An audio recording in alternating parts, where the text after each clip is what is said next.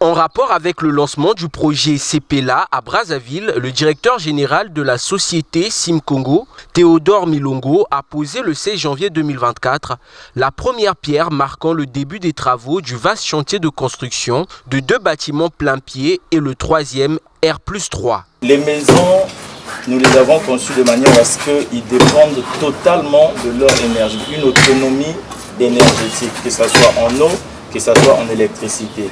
Donc nous allons expérimenter cette partie des maisons qui vivent en autonomie totale pour plus d'écologie.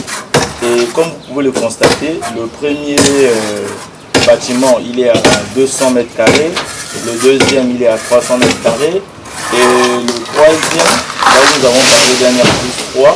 Donc le rez-de-chaussée plus 2 autres espaces, la totalité nous fait 600 mètres carrés avec une piscine de 24 mètres cubes et une terrasse d'à peu près 50 mètres carrés. Située sur l'avenue des Chahuts dans la commune de Poto-Poto, la construction de ces futurs édifices architecturaux s'inscrit dans le cadre de la promotion et la gestion immobilière en République du Congo. Un travail d'inspection a été effectué sur les lieux à l'issue duquel le président du Congrès des chefs d'entreprise du Congo, Paul Nestor Mwandibi Zinga, a livré ses impressions. Nous sommes venus pour la première pierre d'un grand projet.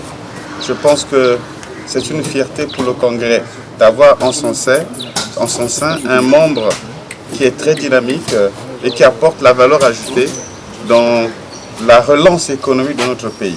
Donc nous sommes très fiers de lui et j'invite les opérateurs économiques à suivre cet exemple parce qu'ils sont plus nombreux. Et le Congrès, comme nous l'avons toujours dit, va accompagner la société SIM dans tous ses projets. Ces travaux, qui s'exécuteront sur une durée d'1 an, figurent parmi les grands marchés de cette entreprise qui aspire à accroître son rayon d'action.